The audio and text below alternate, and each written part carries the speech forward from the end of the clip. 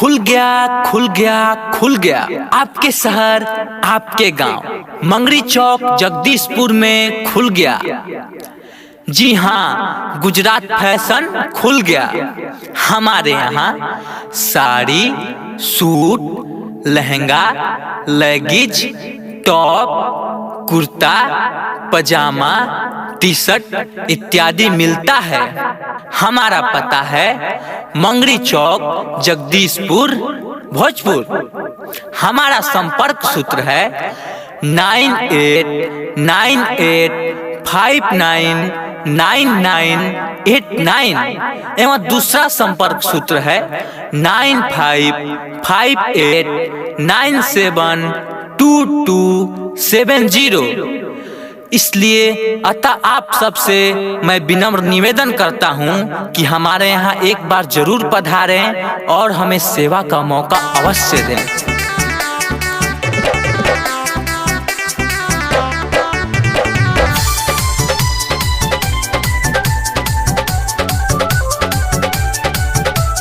Aryan studio Ara. AG कपड़ा के खोलल दुकान बा, गुजरात फैशन ओकर नामवा बा।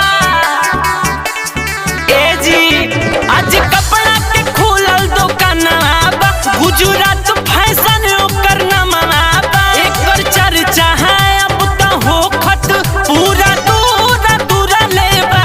आजाहिद भैया के दोकनिया जगदीशपुर में बा। साजिद भैया के दोकनिया जगदीशपुर में बा।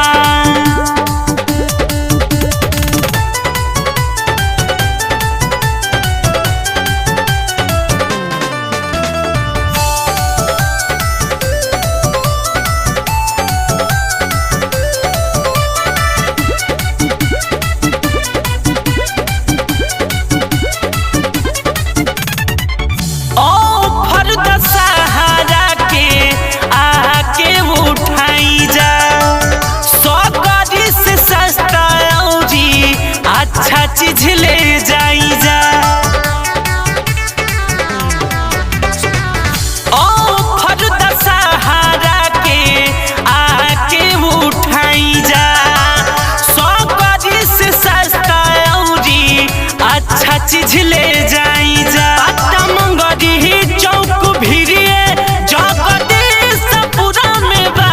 आजाहिद भैया के दोकनिया जगदीशपुर में बा। सिर्फ भैया के दोकनिया जगदीशपुर में बा।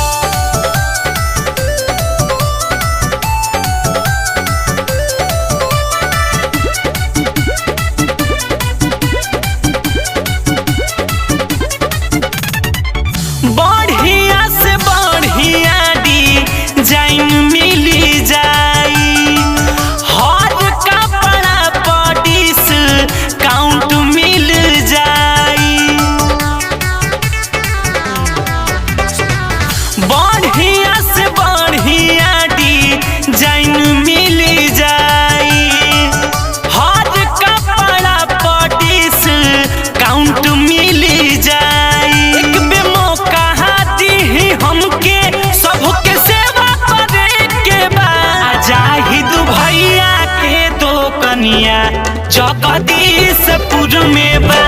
साहिद भैया के दोकनिया जगदीशपुर में बा।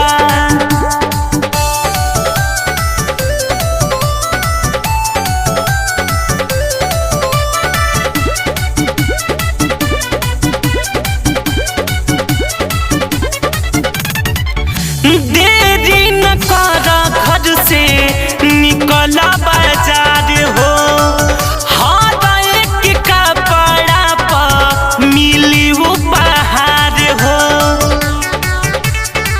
चाची देरी न कर घर से निकला बाजार हो।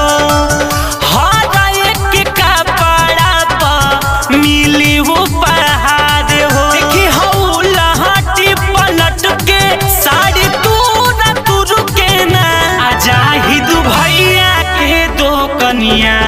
जगदीशपुर में बा आया सिर्फ भैया के दो कनिया। जगदीशपुर